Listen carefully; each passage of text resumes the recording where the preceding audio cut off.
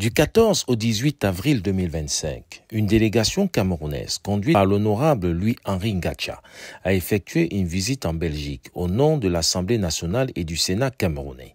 Cette mission s'inscrit dans le cadre de la coopération décentralisée et transfrontalière en droite ligne avec les orientations stratégiques du chef de l'État, son Excellence Paul Biya. La délégation camerounaise, composée de représentants des entreprises publiques et privées, d'administrations centrales et de collectivités territoriales décentralisées, a entamé sa mission en Belgique avec pour point d'ancrage la ville de Namur, capitale de la Wallonie. Au cœur de cette visite, un séminaire interactif axé sur la transversalité des politiques de développement des villes et des régions, ainsi que sur la gestion financière locale. Ce cadre d'échange a permis aux participants d'explorer les meilleures pratiques de gouvernance territoriale et de poser les bases de futures collaborations entre institutions wallonnes. La délégation camerounaise, fidèle aux orientations du président de la République, son Excellence Paul Biya, entend mobiliser la diaspora et attirer les partenaires socio-économiques belges dans une logique de consolidation des liens stratégiques entre le Cameroun et la Belgique. Officiellement lancée à Bruxelles, c'est dans une ambiance solennelle et fraternelle que la délégation camerounaise a été accueillie à l'ambassade du Cameroun à Bruxelles. Après l'exécution de l'hymne national, son Excellence Daniel Evina Abe, chef de la diplomatie camerounaise en Belgique, a officiellement ouvert les journées économiques Belgique-Cameroun. Il a souligné le rôle central que joue la diaspora dans la mise en œuvre de la vision du chef de l'État, faire de cette communauté un levier de développement national. L'événement, orchestré par l'honorable Louis-Henri Ngacha, président du REPCO, Réseau parlementaire pour la coopération et la diaspora, a rassemblé un large public venu écouter et échanger avec les experts et représentants camerounais. Monsieur le ministre d'État André Flao, Monsieur le directeur général, Mesdames et Messieurs, à vos grades de rang et titres respectifs, chers collègues parlementaires, députés, sénateurs, nous sommes heureux de nous retrouver ici à Bruxelles, capitale de l'Europe. Nous sommes là dans le cadre de la mission économie parlementaire que le réseau des parlementaires pour la diaspora, la coopération décentralisée transfrontalière et REPCO organise depuis du 8 au 12, nous étions à Paris. Nous avons eu, je pense, des travaux fructueux et nous sommes arrivés à Bruxelles pour continuer nos rencontres et les échanges avec la diaspora camerounaise. Nous avons choisi ces deux pays pour commencer parce que ce sont deux pays qui ont des relations très fortes avec le Cameroun, la France et la Belgique, des relations très anciennes. Et à travers Paris et Bruxelles, nous adressons à toute la diaspora camerounaise. Nous irons prochainement dans d'autres pays, mais nous adressons à toute la diaspora camerounaise sans aucune exclusivité. Le réseau des parlementaires pour la diaspora et la coopération décentralisée transfrontalière est un outil du Parlement qui accompagne le gouvernement dans ses missions. Nous parlons de la diaspora parce que nous savons que la diaspora est une valeur ajoutée très forte pour notre pays comme pour tous les pays au monde. Aucun pays au monde essaie de développer sans sa diaspora. Nous savons que la diaspora camerounaise installée en Belgique est très dynamique, elle est structurée, elle a des compétences. Et quand on regarde la diaspora en Afrique, le Cameroun, sans chauvinisme, a l'une des diasporas les mieux outillées au monde pour le compte de l'Afrique. Et il s'agit pour nous de venir rencontrer nos compatriotes de la diaspora pour leur donner l'information crédible sur le pays. La vraie information qui puisse leur permettre de pouvoir envisager de s'investir au Cameroun en ayant toutes les informations en main. Et c'est pour ça que nous sommes venus accompagner des structures qui traitent des sujets qui intéressent la diaspora. Nous avons le ministère du domaine, le domaine du cadastre des affaires foncières qui sont là pour expliquer à nos compatriotes de la diaspora tout le mécanisme pour l'acquisition des espaces sécurisés au Cameroun. chaque fois on fait le plaidoyer, on demande aux enfants de revenir. Nos enfants ne reviendront pas pour aller crécher dans les familles. Il faut que chacun a besoin d'avoir un petit lopin de terrain au Cameroun. Quand il passe par des amis ou par la famille même, ils se sentent escroqués, abusés. Donc le ministère du domaine du cadre des affaires foncières est là pour vous expliquer quelle est la procédure pour avoir le terrain au Cameroun. Nous avons l'API, l'agent de promotion d'investissement, qui est là pour vous expliquer quelles sont les opportunités que le Cameroun peut offrir à sa diaspora. Quelles sont les mesures incitatives que le gouvernement a mis en place? Quelle est la structuration de l'imposition au Cameroun? En tout cas, comment vous y prendre pour investir au Cameroun? L'API est là. Juste après la cérémonie, c'est l'API et le MICAF. L'API et les ports qui parleront. Le MICAF, c'est demain. Nous avons le directeur général de la CIC qui est là, la Société immobilière du Cameroun, qui a un projet important au Cameroun. L'immeuble, la résidence du Fundi, qui est un immeuble très bien conçu, vraiment modèle adapté à la diaspora. Vous pouvez, pour ceux qui veulent avoir une maison au Cameroun, peuvent s'adresser à la CIP et voir comment est-ce qu'ils peuvent acheter leur appartement. Parce que du fait que la diaspora soit éloignée du Cameroun, vous pouvez acheter des maisons que sur plan. Vous ne pouvez pas vous-même être super et contrôler les travaux. D'ailleurs, même pour nous-mêmes qui sommes sur les territoires, ce n'est pas toujours facile. Donc, il vaut mieux passer par un promoteur digne. Et la CIC est là pour vous dire, voilà, nous avons des logements, ça tout le temps, comment est-ce qu'on peut vous aider. Vous avez le crédit foncier qui est là, qui finance le logement au Cameroun. Il le fait très bien. Il finance même les promoteurs immobiliers. Ceux qui sont intéressés peuvent s'adresser au crédit foncier pour savoir quel est le mécanisme. Vous avez également les deux ports. Le port de Douala et le port de Kribi.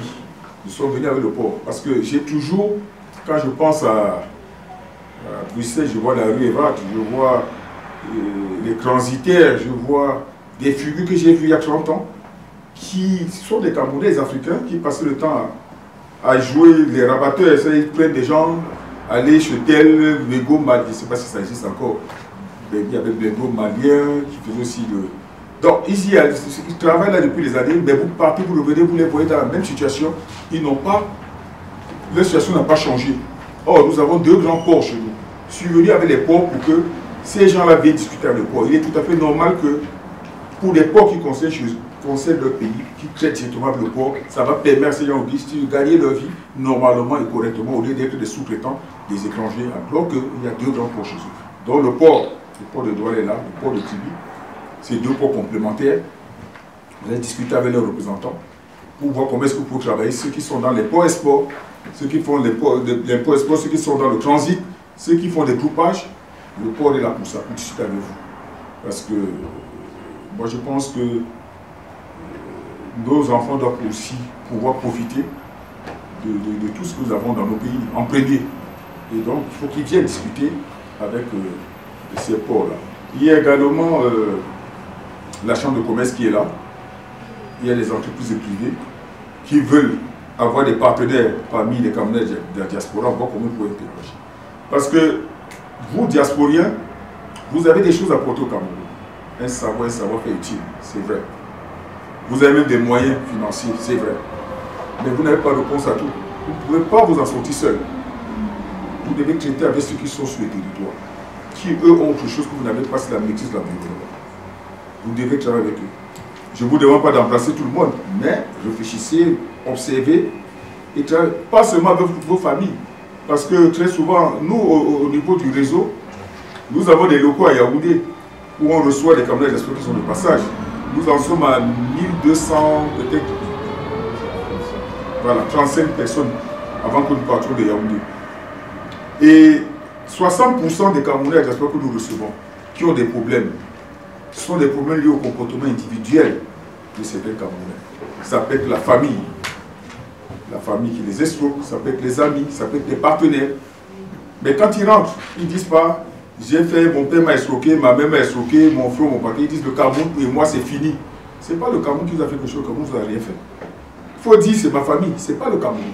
Mais quand on dit le Cameroun, c'est comme si le gouvernement de manière structurée organisait un truc pour pouvoir nuire à ses enfants. Non, ce n'est pas le Cameroun, c'est le choix de vos partenaires également est très important.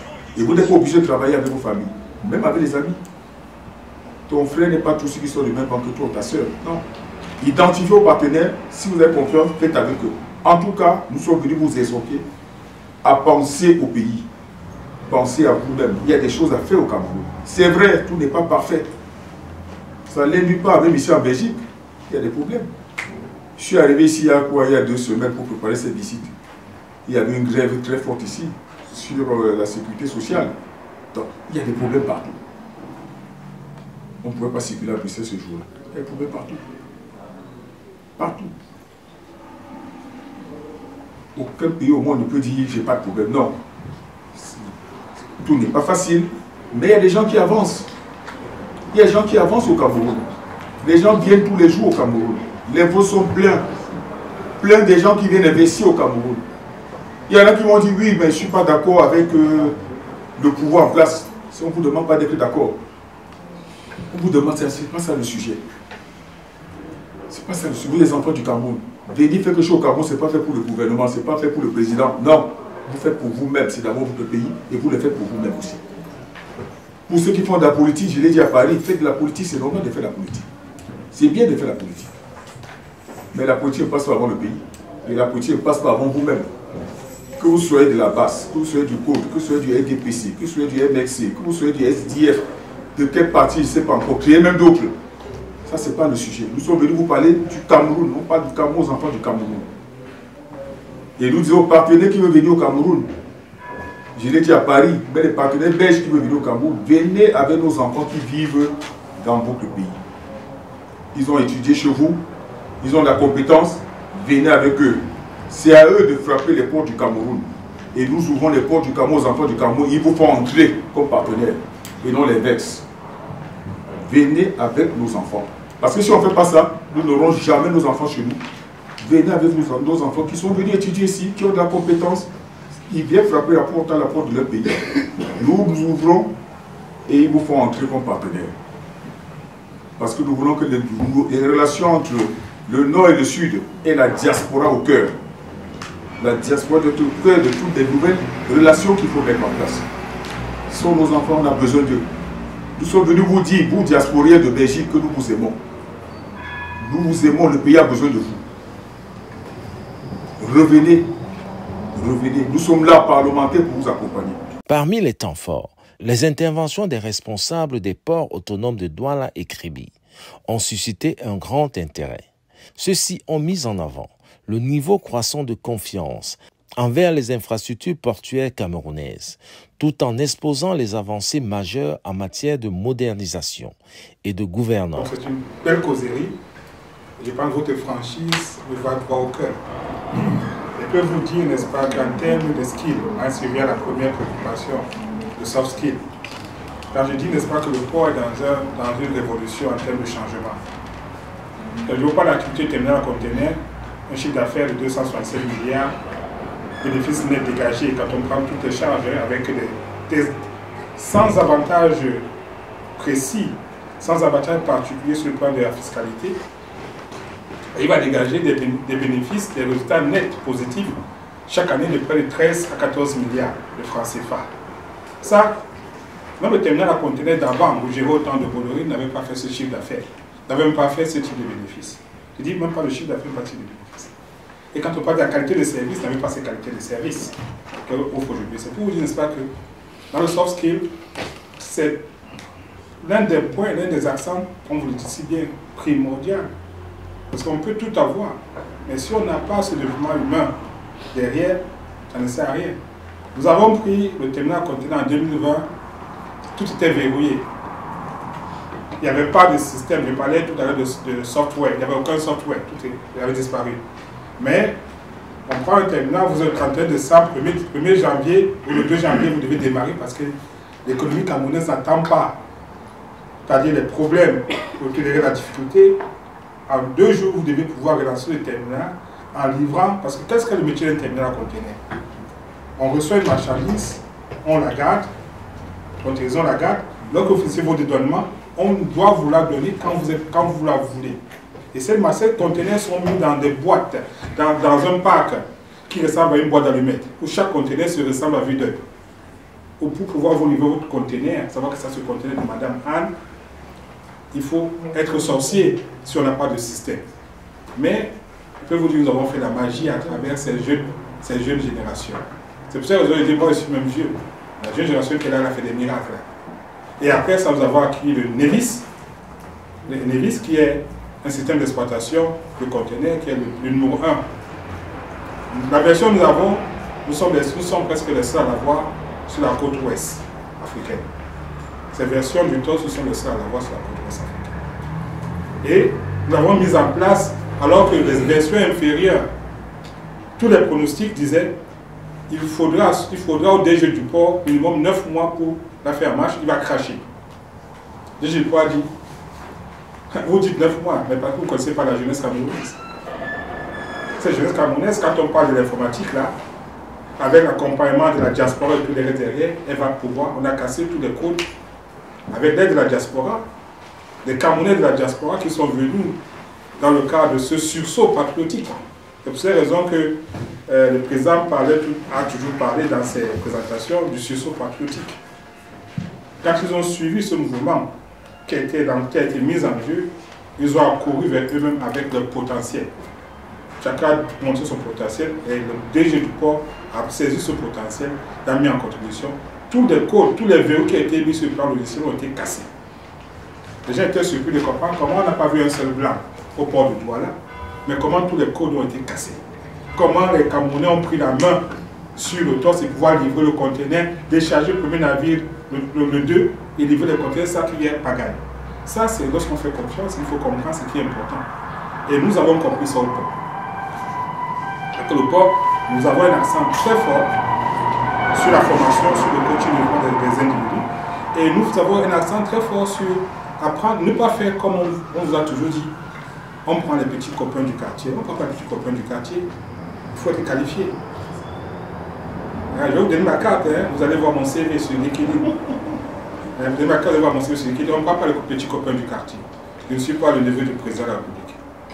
Je suis un Camerounais ordinaire, lambda. Mais un parcours, je dirais, comme le vôtre, qui sont la diaspora, et le Cameroun a reconnu mon parcours. Et donc, je suis à ce poste par plusieurs. Comme mon parcours. Il y en a comme ça, comme moi, plusieurs. Parce qu'il n'y a pas que la vie terminale qui a été prise comme ça. Il y a d'autres activités portuaires qui ont été également prises cette manière. C'est pour vous dire que votre offre, n'hésitez pas à nous offrir vos services. Nous avons mis sur la table, n'est-ce pas, une plaquette du port autonome avec plusieurs projets. Mais hormis ce projet, je dis bien, vous avez un directeur général qui think after the boss. N'hésitez pas à offrir vos services. Là où vous voyez une faille, faites vos propositions, il vous appellera en personne. Soyez sûr, certain. C'est pour ça que je vous ai dit, notre manière de faire aujourd'hui, c'est vous traiter. Si vous m'appelez, je vais vous traiter comme si je vous connaissais depuis 3 mois. Et je vous donnerai la réponse de service qu'il faut. Un service personnel, mais c'est ce que je fais à tout le monde, sans aucune particularité. Ça, c'est du leadership. Exactement. Donc, c'est pour ça que j'invite la dame du conteneur de prendre rapidement la tâche pour rattraper ce qui est là, parce que je vois les conséquences. Nous faire tenir au port de Douala la correspondance de son excellence ambassadeur en votre faveur, afin qu'on puisse au moins travailler pour que vous ne payez pas les surestaris, les stationnements qui vont vous décourager. Mais c'est à titre exceptionnel. Parce que, et pour répondre, n'est-ce pas, pour qu'on ne dise pas que les bienfaits, n'est-ce pas, de cette assise que vous êtes rentré avec une certitude que même si vous avez loupé le train dans des procédures, grâce à ce regroupement, vous trouverez la voie. Ok? Donc, dès que vous aurez la correspondance, nous ferons le nécessaire. Et nous pouvons le faire parce que nous sommes des gestionnaires de A à Z. Nous sommes Camerounais. Et vous venez pour aider le Cameroun, nous allons vous accompagner. C'est notre peuple. C'est pour nous, c'est nos parents. Donc, c'est pour ça que moi, avec tous mes diplômes, je fais travailler au Cameroun. Parce que je rends service à mon peuple. Je rends service à mes pères. Je rends service à ma famille.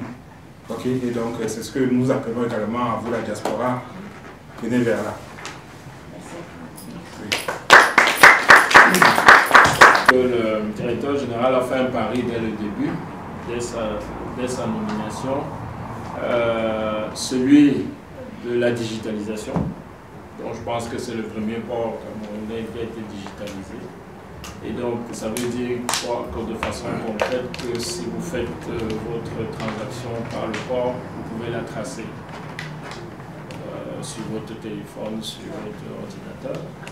Mais également, celui de la responsabilisation de la jeunesse. Et donc, parce que pour partir de zéro, bâtir un projet comme celui-là, ce n'est pas évident. Donc, il faut, comme il a dit, penser plus loin que le bout de son nez, sortir des automatismes, des convenances habituelles. Donc, il a fait confiance à la jeunesse et je pense qu'il a pris un bon pari au regard des avancées qui sont remarquables aujourd'hui et qui sont celles que nous connaissons, celles que nous voyons. Et donc je pense que dans son management même, il y a une ouverture. On est la première entreprise à avoir mis en place un hackathon, par exemple. Donc des choses, on fait des team building et tout ça, c'est pour bâtir justement ces managers-là et pouvoir justement mettre dans leur esprit qu'ils sont là pour atteindre des résultats. Ici, on ne peut pas atteindre des résultats si on ne porte pas une attention particulière aux clients que vous êtes. Et donc, c'est pour cela que on offre des services personnalisés. Et pour cela, comme on disait tantôt, on vous donne nos contacts. Soyez à l'aise de nous appeler. Et quand vous nous appelez, il a dit, on fait mien de vos problèmes et on vous accompagne durant tout le processus jusqu'à la satisfaction. Donc voilà un peu ce qui est mis en place. Et si jamais il y a des propositions autres, justement, vous sentez-vous à l'aise de faire des propositions, de contacter le port de crédit qui vous répondra si besoin. Au deuxième volet de votre question, pour votre deuxième question, je peux vous rassurer d'une chose, tout ce qui se fait, les gens souvent disent ce qui dans les réseaux sociaux n'arrive pas aux oreilles du chef de l'État.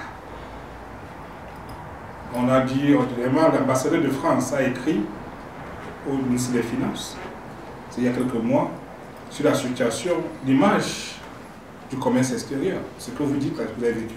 L'ambassadeur de France a pris son style. Du Cameroun en France a écrit. Ça a atterri à la présidence de la République. Ça a fait ce que ça a créé comme remue-ménage. Le président de la République a instruit, un peu comme un audit réel, qui s'est mise en marche et qui a donné raison à l'ambassadeur. Et donc, sur cette base-là, la présidence de la République nous a convoqués. Ni le port. Nous a convoqués avec la douane, nous a convoqués avec le ministère des Finances, avec le Premier ministre. Nous a dit le président, le message du président c'était qu'il en avait marre. Notre belle chanson de dire les ports se portent bien, notre système est beau, tout est beau. Mais lorsque vous avez des écrits pareils, confirmés par des audits, et lorsqu'ils voient la réalité, c'est que notre système, nos mesures doivent changer. On doit perturber le système. Donc c'est parce qu'on a engagé des travaux avec des délais bien précis, très courts, bien de perturbation de tout le système, pour que ce type d'opacité qui existe, qui est exploité, parce qu'il s'agit d'une opacité exploitée par des filous. Le président l'a dit, parfois on fait confiance à votre frère parce que votre frère, des gens qui ont des mauvaises intentions en se disant que la diaspora, quand vous êtes ici, vous avez beaucoup d'argent. Peut-être que vous faites, peut-être que les diasporais, peut-être qu'ils n'ont jamais voyagé pour voir comment, quand il fait froid ici, tout le monde souffre. Moi, je n'aime pas le froid. Mais, donc, il s'est dit que vous avez beaucoup d'argent. Donc, si on vous tire un peu 2000 $, 2000 € par-ci, par-là, c'est pas grave. Ce n'est pas au peine. Mais à la fin, ça devient beaucoup. Donc, cette opacité-là est en train d'être agressive. Et je peux vous rassurer qu'il y a des actions qui ont déjà été prises en termes de chamboulement, des actions de chamboulement. Les gens m'ont dit que ce sont des actions historiques. Parce qu'il y a des manières de faire qui datent depuis 40 ans au Cameroun, que sur la base, à la suite d'une seule réunion, le président de la République a mis un terme à cela. Il y a des pratiques qui datent depuis 40 ans. sur la place portuaire, ça va lui poser une intervention. Je prends l'exemple sur le scanning. La manière de scanner, avec les moyens de scanner les conteneurs. L'ami international, il a dit, je ne veux plus de ça, je veux ceci. Ça fait 40 ans qu'on est dans ce système. Il a pris des exemples, il a demandé à la douane également qu'il va faire, il y a des actions qui vont venir. Parce que là, nous avons travaillé pendant longtemps dans le cadre du CONAFE, du Comité national de facilitation des échanges, à créer de la transparence. Il y a quelqu'un qui l'a dit, c'est le représentant de l'API qui l'a dit avec les projets de dématérialisation des administrations. Dans l'objectif, c'est de créer la transparence et la sensibilité de l'information. On a constaté que ça n'a pas, c'est pas suffisant. Parce que je pense que, vous savez, dans le gouvernement, ce sont des actions de chaîne. L'administration, c'est une action de chaîne. Donc, il faut que ce soit, il faut que tout cela s'enchaîne. Mais si cette dématérialisation se fait sans enchaînement, en fait, elle devient plus lourde que le papier. Donc, un chantier a été mis derrière pour mettre cette chaîne en place, avec comme pilote de ce changement les deux ports. Donc, le port autonome de Douala, le port autonome de Kribi ont été commis par la présidence de la République à mettre en place cette impulsion de changement. Et je peux vous rassurer, quand j'ai dit les rapports, même étant ici, les travaux, je peux vous rassurer que la transparence, là, je ne sais pas si les gens vont vouloir, je pense qu'il y en a qui vont maigrir. Je pense que les Camerounais, on va tous apprendre, on va dire, on doit maigrir un peu, à justifier, à vivre réellement de nos revenus. Parce qu'on va devoir gagner correctement nos revenus pour bientôt. Parce que la transparence va se mettre en place. Ça, c'est dans quelque manière forcée à toutes les instances au niveau de la chaîne logistique. Ça, je peux vous rassurer, c'est une démarche de non-retour qui est instruite par le chef de l'État en personne. Je dis le chef de l'État en personne. Donc, ce n'est pas la blague. Peut-être pour compléter aussi, c'est d'avoir aussi des bonnes habitudes. Hein, parce que parfois, vous faites confiance soit à des transitaires qui sont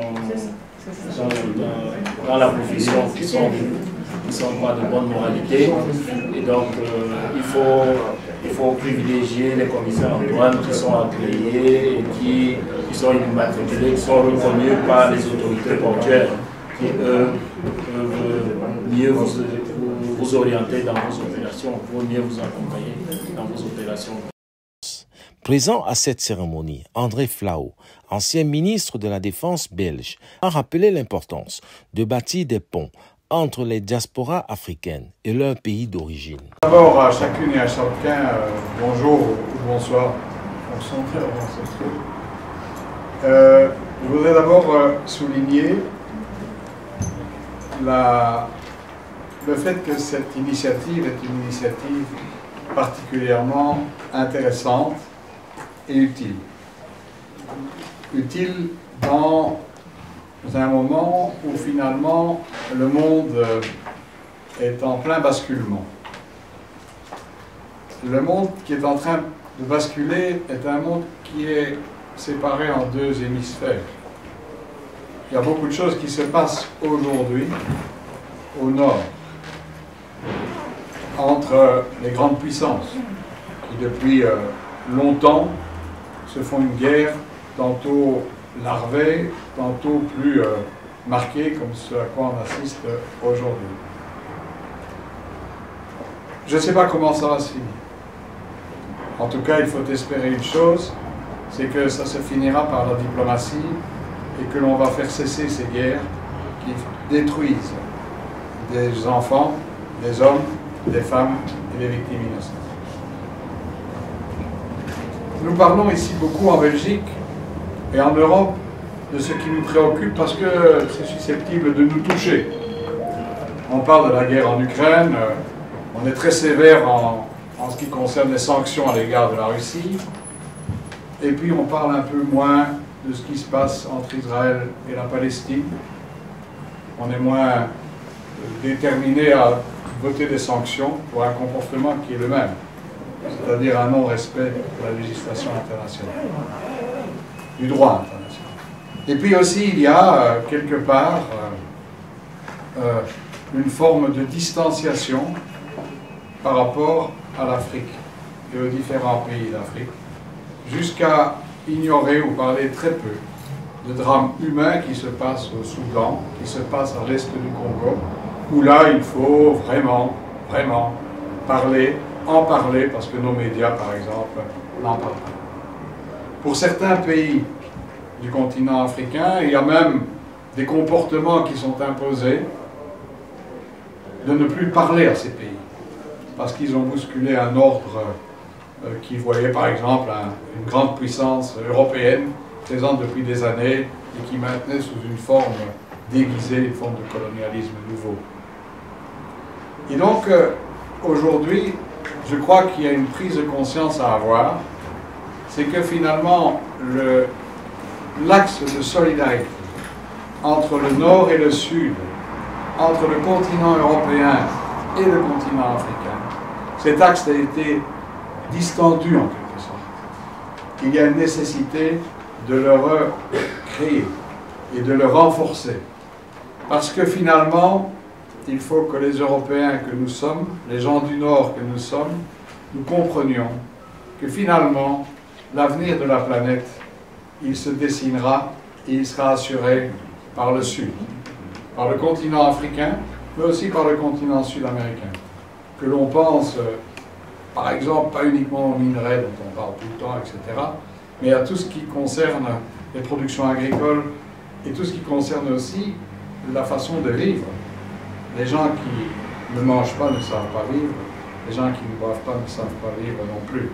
Et donc je crois qu'il y a cette prise de conscience à avoir et donc à reconstruire en quelque sorte, à reconstruire ce lien de solidarité qui a été à un certain moment, et c'est pas comme Belge que je vais dire ça, on a été des colons qui se sont comportés comme des colons d'une façon inacceptable, inadmissible, intolérable, et qui a vu qu'à un certain moment on a précipité une décolonisation au Congo en laissant le peuple congolais à l'abandon. Nous devons effectivement assumer nos responsabilités, mais ce n'est pas pour ça que nous devons nous abstenir d'agir. D'agir honnêtement, en transparence, agir aussi dans des contacts humains, le bilatéral. Les institutions multilatérales aujourd'hui sont en pleine déliquescence. L'ONU n'est plus respectée, la Cour pénale internationale est ignorée, même l'Office du commerce mondial est ignoré. Plus personne ne respecte rien aujourd'hui, et ceux qui ne respectent plus rien voudraient imposer à d'autres de respecter certaines règles. Et donc, nous avons le devoir, comme responsables politiques, mais aussi les hommes d'affaires, mais aussi les fonctionnaires, nous avons le devoir de défendre quelque part une reconstruction du monde basée sur des relations entre les personnes, entre les parlementaires, entre les citoyens, entre les jeunes aussi. Et c'est en cela que l'initiative prise par le député honorable, président de cette commission de la diaspora et les autres parlementaires ici présents, qu'ils soient du Sénat ou de l'Assemblée nationale, c'est en cela que l'initiative est intéressante. Pourquoi? Parce qu'elle se base sur les relations humaines. Et elle ne se base pas uniquement sur les relations humaines pour avoir des sentiments gentils ou sportifs ou autres, même s'il faut, comme dans le football, et pour le Cameroun on peut en parler, si effectivement il faut des matchs aller, des matchs retour. La culture, le sport, les échanges sont tout ce qui permet de créer des liens ou de recréer des liens, notamment par l'éducation, par la formation, dans les écoles. Les échanges de coopération entre des écoles d'ici et des écoles de là. Amener les enfants et leurs enseignants, dès le plus jeune âge, à avoir cette vision d'ouverture solidaire vers le monde, ça permet d'éviter à un certain moment des rejets de l'autre, parce que l'autre est différent par la culture, par la couleur, par les convictions religieuses. Nous sommes avant tout des citoyens et des citoyennes du monde, et c'est à partir de là qu'il faut reconstruire. Et donc l'initiative prise ici est intéressante. Quand je suis allé au GECOM 2021 et au GECOM 2023. Je disais tout à l'heure, il y a un GECOM 2025. Si je devais aller au GECOM 2025, je retiendrais sans doute je redirai sans doute le même discours en insistant sur la concrétisation. Parce que je crois que ce qui est important, c'est de concrétiser les dires et de faire en sorte de non seulement dire ce qu'on fait, mais surtout faire ce qu'on dit et prendre des engagements concrets sur le terrain. C'est important, parce que ça touche le quotidien. Et donc, ici, quand je suis allé au GECOM 23, on s'est rencontrés, on m'avait expliqué comment vous travaillez. Je crois que c'est une façon originale de travailler qui rejoint un peu les sections bilatérales de l'Union interparlementaire. Et demain, vous aurez un contact avec la section bilatérale de l'Union interparlementaire, Belgique-Cameroun. Le président de cette section bilatérale est un député qui a commencé sa carrière chez moi. C'est une forme de continuité et je crois que vous pouvez lui faire confiance parce que lui aussi, il est engagé dans cette démarche de créer les contacts humains du nord au sud et de ne pas se limiter à des discours, mais d'aller au concret. Et ça, c'est important, d'où l'importance de votre délégation aussi, d'avoir non seulement des députés, des sénateurs et des sénatrices, ou des sénateurs et des députés, mais aussi quelque part des responsables des administrations. Parce que des parlementaires sans administration, ça ne fonctionne pas. Et une administration sans parlementaire, ce n'est pas un État démocratique. Et donc, en clair, en réunissant avec ce discours de dire nous allons aller dans les différents pays, rencontrer nos diasporas, qui jouent un rôle important dans toute une série de domaines. Et dans Belgique, il y en a beaucoup. On n'a pas souligné, si on a souligné le rôle important, et je suis tout à fait d'accord pour dire que le doyen du corps diplomatique belge est à ma droite, c'est l'ambassadeur de Cameroun. Je le connais depuis très longtemps. Il fait un travail considérable. Et il est bien conseillé par le ministre conseiller, que je dérange très souvent, etc., qui est effectivement aussi un expert de ce qui se passe en Afrique, parce qu'il a commis un livre très intéressant pour avoir été un secrétaire permanent de négociations importantes pour le continent africain.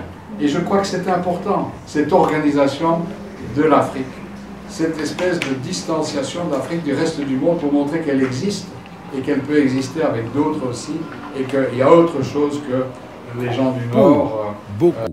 Cette rencontre sonne comme une invitation à retourner investir au Cameroun, dans un contexte où le pays mise résolument sur ses talents de l'extérieur pour accélérer son développement. 3 ans après la signature d'un accord d'échange et de formation entre parlementaires camerounais et belges, une délégation du réseau des parlementaires de la diaspora a effectué une visite officielle au Sénat et au Parlement fédéral belge. Un moment fort, à la fois symbolique et stratégique, marqué par des échanges institutionnels et économiques prometteurs. C'est dans l'illustre salle 2 du Parlement fédéral belge que la délégation camerounaise, conduite par le réseau des parlementaires de la diaspora, a été accueillie par 2 figures majeures de la politique belge, le député fédéral Philippe Komrad et le député bruxellois Gaëtan van Gonsenhoven. Cette rencontre s'inscrivait dans le cadre d'une coopération interparlementaire, initiée 3 ans plus tôt, à travers un accord d'échange et de formation entre les 2 pays. Si la dimension politique et institutionnelle a dominé les discussions, la complicité du système belge, pionnier en matière de décentralisation et d'intercommunalité, n'a pas manqué de susciter de l'intérêt, mais aussi de la perplexité au sein de la délégation camerounaise. Des échanges jugés enrichissants et édifiants, mais parfois difficiles à saisir dans toute leur subtilité, selon certains participants. À quel niveau se prennent les lois? À quel niveau on adopte les lois? Est-ce que les lois sont fédérales d'une manière quasi automatique ou alors c'est chaque État qui vote ces lois? Voilà, donc une loi sur l'enseignement, ce sera votée à la communauté française de Belgique, la Fédération Wallonie-Bruxelles. Une loi sur la mobilité, je dirais les transports en commun, bus, ça sera voté sur le métro à Bruxelles pour les Bruxellois et à Namur pour les Wallons. Mais une loi sur la défense, ce sera voté au fédéral. Donc chaque entité a ses compétences, a son gouvernement, son parlement, et donc vote ses lois. Alors à Bruxelles, on appelle ça des ordonnances. À Namur, on appelle ça des décrets, et ici, on appelle ça une loi. Mais il y a équipolence de ces règles, elles sont toutes le même niveau, mais elles s'appliquent à des compétences différentes. C'est tout. Chacun vote ce texte. Et nous avons une cour constitutionnelle unifiée. Est-ce que l'État fédéral peut retoquer une loi votée dans nos régions et qui serait de nature à ne pas... qu'il avait la Cour constitutionnelle? Voilà. Ça va à la Cour éventuellement, mais en tout cas, une autre entité ne peut pas corriger la loi. On peut dire, tiens, On peut déclarer ce qu'on appelle un conflit d'intérêts. Alors c'est tranché. Voilà, la justice en ici, la Cour. Je pense que les frontières qui se passent, c'est une frontière spatiale ou des personnes. Par exemple, vous prenez Bruxelles, vous dites que c'est divisé entre les Wallons, les Flamands et les Germanophones. Est-ce que c'est un placement spatial, c'est-à-dire tout Anderlecht, par exemple, vote pour la Wallonie, pour la Flandre, je veux dire, tout Anderlecht. Si moi je suis Wallon, j'habite en Flandre, je vote pour qui? Vous êtes considéré comme un citoyen flamand. Il y a pas mal de francophones qui vivent en Flandre. Oui. Il y a d'ailleurs certaines communes qui ont des facilités, c'est-à-dire qu'ils peuvent demander des documents en français, de Bruxelles en particulier. Par exemple, il y a beaucoup de Wallons qui décident de prendre leur retraite à la mer du Nord, c'est en Flandre. Ils sont considérés comme des citoyens flamands, même s'ils parlent français dans leur maison. Donc voilà, ça c'est comme ça. Et c'est géographique. Voilà. Et à Bruxelles, les francophones et les néerlandophones sont tous considérés comme des citoyens bruxellois, mais bon, voilà, ils peuvent donc voter pour des partis francophones ou néerlandophones en fonction effectivement de leur volonté. Certains francophones peuvent mettre par exemple leurs enfants dans une école néerlandophone ou l'inverse. Voilà, il y a donc il y a comment pourrais-je dire, des droits équivalents qui sont donnés à tout un chacun, mais il n'y a pas de séparation spatiale, donc il n'y a pas une commune qui voterait pour la Flandre. Non, tout le monde vote dans un cadre de bilinguisme, même si forcément, s'il va dans une école, il choisira une école francophone ou néerlandophone.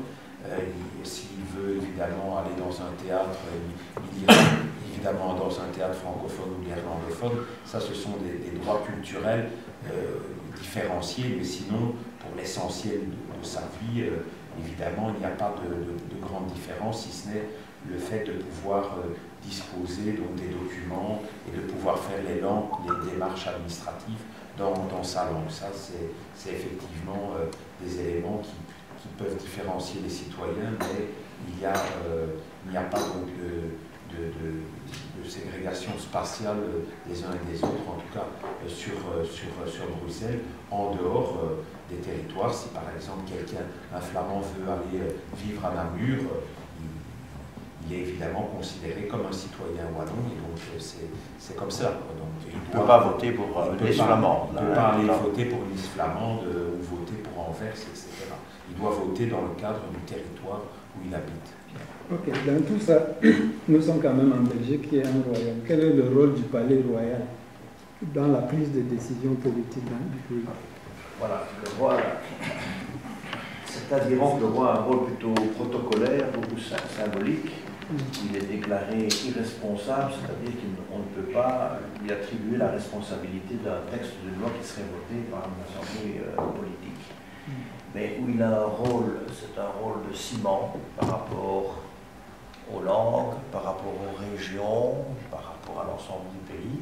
Et il a un rôle très important au moment de la constitution, je dirais, du gouvernement. Après les élections, le roi prend des initiatives pour faire en sorte que les vainqueurs des élections se parlent et essayent de s'associer pour mettre en place un gouvernement. Et donc il peut désigner des informateurs, puis il désigne un formateur, qui devient souvent le Premier ministre. Et donc il a quand même ce rôle, tout en n'étant pas hyper officiel, il a un rôle important de ciment de la nation, et donc il a quand même un rôle politique relativement important. Puis à l'international, évidemment, il y a une image de représentation de la Belgique, et donc quand quelqu'un de la famille royale ou le roi en personne, je dirais, se déplace, c'est quand même quelque chose qui est particulièrement significatif. Mais il n'a pas la force politique d'un président. Il ne faut pas le comparer du tout à un président d'une république qui décide, qui est un homme et une femme politique, qui propose des textes, des lois, etc. Cela dit, le roi, il contresigne, je dirais, les textes, les lois, mais on ne peut pas lui reprocher le fait de l'avoir signé, parce que, je veux dire, ça fait partie de ses obligations protocolaires. Je suis clair assez. Oui.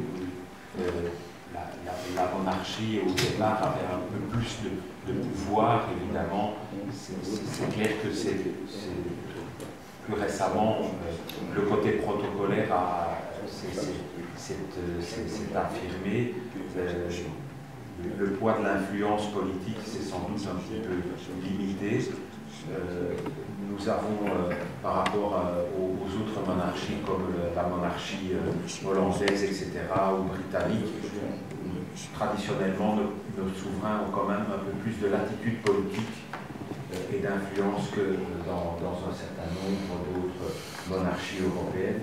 Mais c'est vrai que durant les dernières décennies, la tendance a été plutôt de renforcer le côté protocolaire et peut-être d'un petit peu limiter donc, ce pouvoir d'influence qui au départ, évidemment, était peut-être plus marquant sur le cours politique de la nation.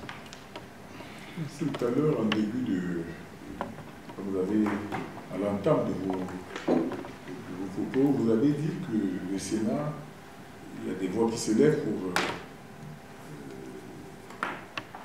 la suspension du... Oui. Pourquoi?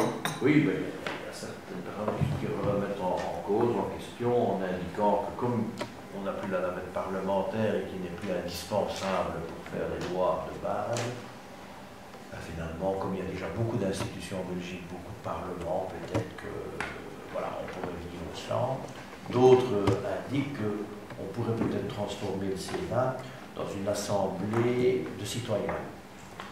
Que plutôt le Sénat se modifierait et soit constitué soit uniquement de citoyens qui réfléchiraient à des textes, ou une assemblée mixte où on pourrait peut-être avoir des élus et des citoyens tirés au sort pour discuter. Donc pour le moment, il y a plein de choses qui sont sur la table. Il y a aussi, disent certains, un souci d'économie, mais c'est symbolique, hein, parce que ce n'est pas ça qui changera, je dirais, le budget de l'État. Mais voilà, pour le moment, je ne sais pas si on avance beaucoup sur le sujet. À chaque élection, il y a des grosses déclarations. Il faut une majorité politicienne pour changer la Constitution. Et ça, à ce stade, on n'a pas vraiment. Maintenant, il y a une volonté plus du côté flamand que francophone de supprimer le Sénat, il faut le reconnaître. Du côté flamand, on considère le Sénat comme un héritage de la Belgique de papa, enfin, celle que vous voyez sur les cadres, c'est-à-dire une Belgique très largement empreinte par la monarchie, par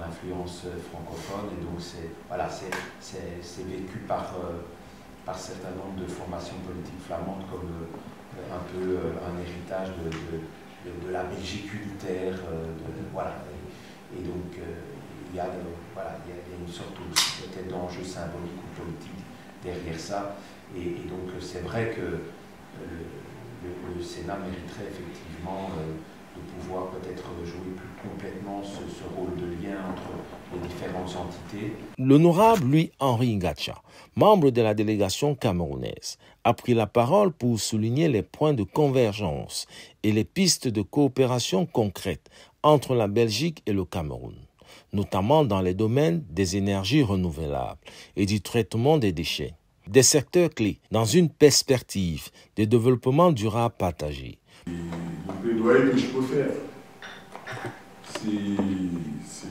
que nous souhaitons que vous, également, vous poussez. Vous serez au Cameroun, nous serons très heureux de vous accueillir pour ces divisions. Nous avons d'ailleurs accueilli le misérable de Faro quand il est passé il y a 2 ans.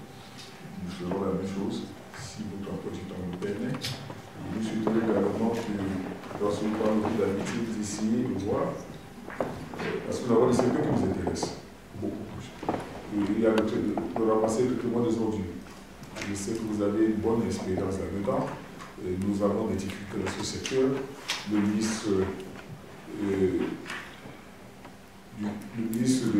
de l'Habitat m'a demandé de voir en Belgique si on peut trouver des sociétés qui seraient intéressées de nous accompagner dans ce défi-là. Nous avons également des problèmes d'électricité chez nous. Nous avons au niveau des communes la volonté de travailler avec les communes belges parce que vous avez une expertise dans l'intercommunalité. Le fait que les communes d'un département se mettent ensemble pour adresser des sujets dont un seul ne peut pas. Nous souhaiterions que les communes belges renforcent leur collaboration avec les communes au Cameroun. Les communes camerounaises sont devenues aujourd'hui des pôles d'investissement. Et même pour vos entreprises, les petites entreprises peuvent également venir. Nous avons au niveau du crédit foncier cette banque qui fait un travail formidable, qui finance le logement social et qui finance également l'immobilier. Nous voulons que si vous avez, certainement que vous l'avez dans votre pays, des entreprises qui font dans le même secteur, nous souhaiterons qu'il y ait une collaboration entre les deux entités. Idem pour la société immobilière camerounaise, qui est le premier bailleur au Cameroun, qui conçoit des logements. Nous souhaiterions également que s'il y a des entreprises qui font dans ce secteur-là, dans le logement ici, qu'ils puissent aussi se mettre en contact et pouvoir travailler pour renforcer ces synergies-là. Il en est de même pour les deux ports, le port de Douala et le port de Kribi. Nous avons, comme gestion à la Chambre des élus de Wallonie, nous avons rencontré le directeur du port de Namur qui s'est présenté, qui a souhaité travailler avec eux. Nous irons en Bex et nous souhaitons également que, dans le cadre de cette dynamique-là, que nous voyons comment est-ce qu'on pourrait renforcer. Il y a quoi d'autre? Des entreprises privées. Nous avons des entreprises privées. Nous avons au Cameroun des jeunes qui font dans la cybersécurité, des jeunes qui font dans les solutions technologiques et informatiques. Nous avons des jeunes qui font dans l'intelligence artificielle, très brillants. J'ai vu à Paris comment on les sollicitait. Nous souhaitons également qu'ils puissent rencontrer des jeunes ici, afin de pouvoir pousser. Nous avons également le ministère du domaine du cadastre des affaires foncières qui souhaiterait rencontrer l'administration qui s'occupe de ça pour un échange d'expertise, un échange d'expérience, pour voir comment est-ce que nous nous y prenons pour régler ces genres de sujets. Donc voilà, en fait, nous sommes désireux de travailler avec vous. Nous faisons le plaidoyer pour que je sais que la Belgique fait déjà suffisamment pour l'ancien ambassadeur qui était au Cameroun, qui est parti il y a quelques mois. De cela fait beaucoup de bon travail. Je sais que la Belgique est désireuse de faire beaucoup de choses au Cameroun. Nous sommes preneurs. Le Cameroun, vous venez au Cameroun, le Cameroun, c'est le poumon de l'Afrique centrale. Et le Cameroun, c'est un État stable, malgré quelques difficultés que nous avons eues avec Boko Haram qui sont aujourd'hui en train d'être résolues, et la crise anglophone qui aujourd'hui est devenue résiduelle. Ce n'est plus ce qui était. Nous avons à la tête du pays un chef d'État qui a de l'expérience dans ce monde un peu turbulent, dans ce monde où chaque matin se lève avec une nouvelle catastrophique pour tout le monde. On a besoin de stabilité, on a besoin de personnes d'expérience. Et je crois que le Cameroun unit et le peuple camerounais est dynamique. Nous avons un secteur privé fort, nous avons des bonnes caisses, des bonnes lois, nous avons tout pour permettre à vos entreprises de pouvoir se mouvoir. Et nous, parlementaires, nous sommes à côté pour accompagner, ils ne seront pas seuls. Nous sommes pas accompagnés, vous avez à l'ambassade, notre ambassadeur doyen des politiques diplomatiques ici, il est très ancien, depuis des années, il connaît bien ce pays, il a été très bien adopté dans ce pays. L'ambassade également est là pour vous accompagner. Pour sa part, le député bruxellois, Gaëtan van Gonsenhoven, a insisté sur l'importance d'une coopération concrète. Des pays amis, et donc je pense qu'on peut augmenter notre collaboration. Donc moi, mon souci comme président, c'est d'essayer d'accroître les relations, les contacts, les échanges entre le Cameroun et la Belgique, par le biais de rencontres comme celles qu'on a aujourd'hui, mais aussi d'échanges parlementaires. Je crois beaucoup que les parlementaires doivent se connaître, apprendre à se connaître, se parler, et donc se rencontrer. Donc probablement qu'on lancera très vite une invitation à l'égard du Cameroun par rapport à une visite. Et dans ce cadre-là, bien entendu, j'ai pris note de quelques éléments, puis peut-être qu'il y en aura d'autres. Quand j'irai au Cameroun moi-même, j'essayerai de compléter cette liste pour justement vous accueillir dans de bonnes conditions, pour vous faire rencontrer des personnes qui peuvent vous intéresser en fonction des défis qui sont les vôtres. Parce que parfois, on fait un programme, il n'est pas toujours adéquat et adapté aux besoins, on croit que, mais l'idéal c'est quand même de savoir ce que sont vos besoins pour pouvoir adapter évidemment à cela. Et donc voilà, merci en tout cas de cette présentation et de ces explications, qui nous permettront donc de poursuivre, d'avancer, parce qu'effectivement, dans toute une série de domaines, comme vous l'avez indiqué, la Belgique a développé de nombreux produits. Vous avez évoqué comme un des premiers points toute la problématique des déchets. On a quand même un système relativement élaboré de ramassage de déchets, de tri de déchets, de recyclage de déchets, avec un système notamment en Wallonie de parc à conteneurs. Donc dans chaque petite commune, vous avez un centre de tri, de sélection des déchets.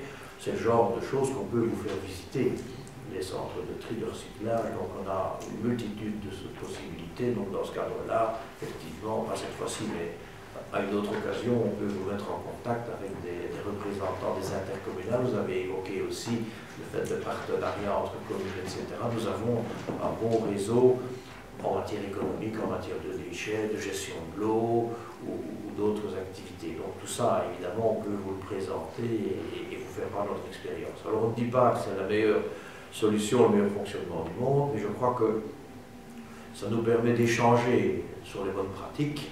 Et en fonction de ce qu'il fait, ben, ça peut vous donner des idées qui seront bien entendu adaptées à vos spécificités, parce que chaque pays, je dirais, a des spécificités, et donc on ne peut pas transposer un modèle. Il n'y a aucun modèle qui est intégralement transposable quelque part, bien entendu, mais en tout cas ça peut inspirer. Donc si on peut vous inspirer modestement, ce sera évidemment avec grand plaisir. Peut-être un mot, puisqu'on est dans l'institution, je dirais, centrale de notre pays, le Parlement fédéral, peut-être un mot sur le fonctionnement politique belge, parce que c'est compliqué. Nous sommes dans un pays excessivement compliqué. Je ne sais pas si vous avez déjà eu d'informations à ce sujet-là, mais il y a de multiples parlements et de multiples gouvernements. Donc, on a au niveau central un État fédéral qui a deux assemblées, la Chambre des députés et aussi le Sénat. Donc, mon ami Gaëtan est sénateur. Il y a 150 députés qui représentent l'ensemble du pays. Et l'ensemble du pays, comme vous le savez, on a 3 langues différentes. Alors, germanophone, germanique est quand même, je dirais, parlé par peu de monde, puisque effectivement c'est quelques dizaines de milliers de personnes, c'est quelques petites communes à l'est de la Belgique, mais la majorité des personnes qui s'expriment en néerlandais, en flamand, ce sont des flamands, donc ils représentent 88 députés, pour vous donner une idée, sur 150, et les 62 autres, ce sont des députés francophones. En gros, c'est le sud du pays et Bruxelles. Bruxelles qui a un statut spécial, mais j'ai un spécialiste à côté de moi qui pourra approfondir si vous le souhaitez, qui est une région bilingue, mais essentiellement composée de francophones, même si c'est situé géographiquement, entre guillemets, en Flandre en quelque sorte. Et donc, notre pays fonctionne avec des régions et des communautés. Parfois, la région et la communauté sont fusionnées, c'est le cas en Flandre, mais du côté francophone, ce n'est pas fusionné. Ce qui signifie qu'un parlementaire comme Gaëtan siège dans 2, voire 3 assemblées. Et donc, pourquoi? Parce qu'on a le député wallon, le député bruxellois de base, qui est aussi un député communautaire, c'est-à-dire qui siège avec les francophones de Belgique.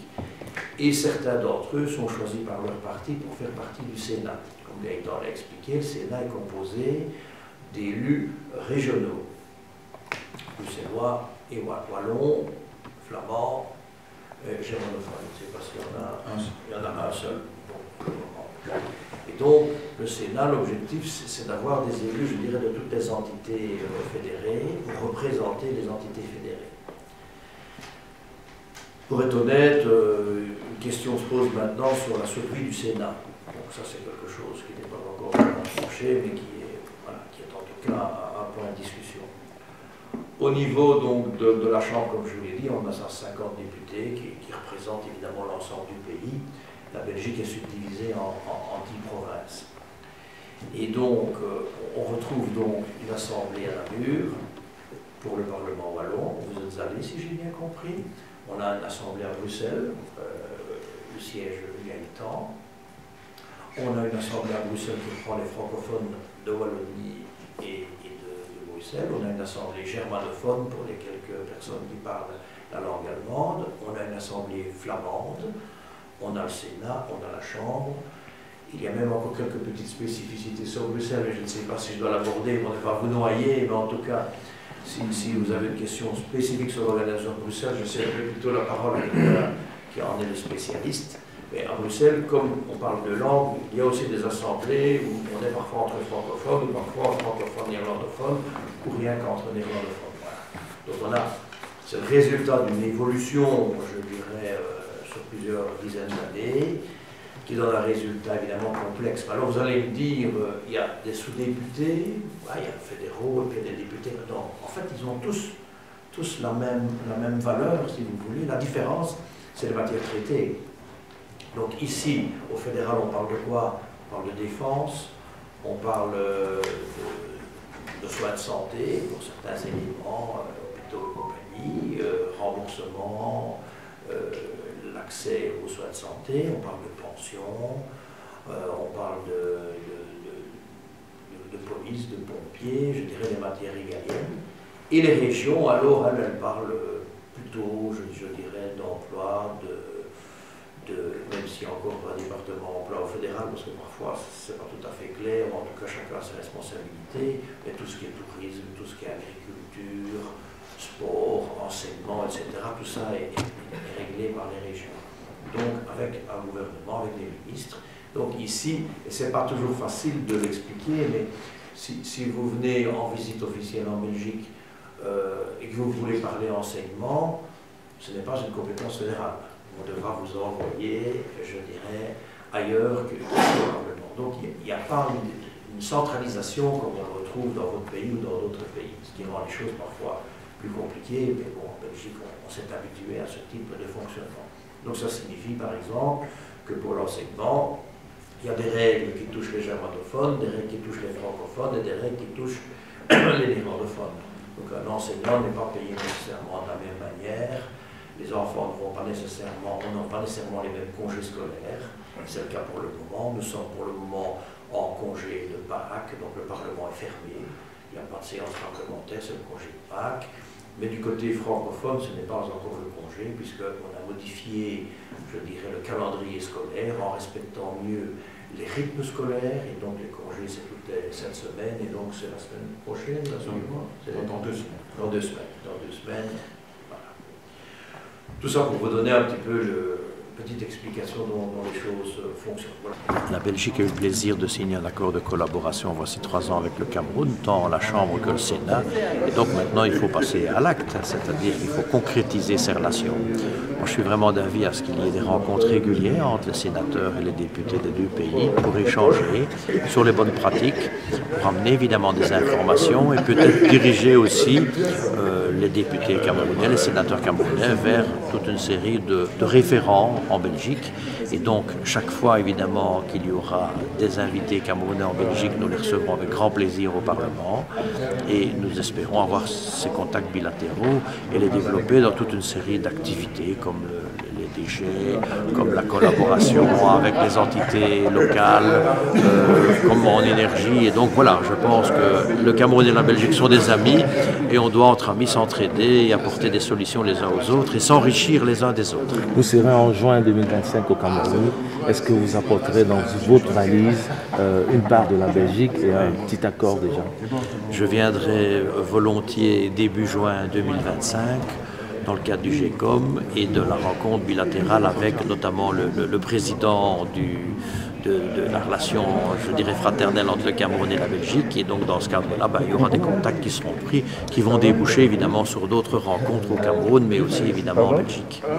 Je pense que les relations entre nations sont plus importantes que jamais. Nous vivons dans un monde compliqué, donc il faut pouvoir dialoguer avec beaucoup plus de partenaires que par le passé. Donc la Belgique, évidemment, est un pays économiquement dynamique au cœur de l'Europe, à la fois un pays avec évidemment un passé industriel et beaucoup de compétences, mais aussi elle abrite les institutions européennes, donc on est vraiment au cœur de la dynamique européenne.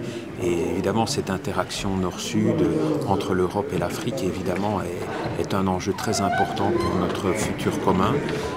On le voit, les relations entre États et entre groupes d'États évoluent fortement parce que le monde est devenu évidemment très, très mobile, très surprenant parfois.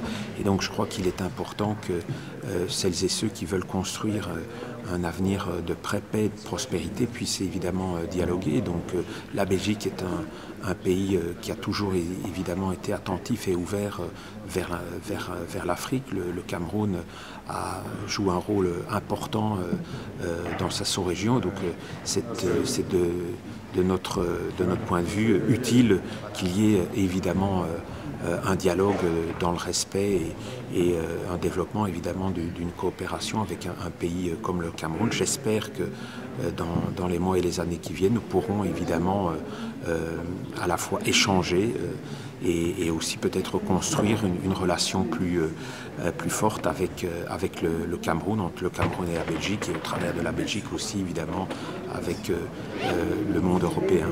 Cette visite prestigieuse témoigne d'une volonté partagée de construire des ponts entre les deux pays au-delà des simples protocoles, vers une collaboration durable, efficace et bénéfique pour tous.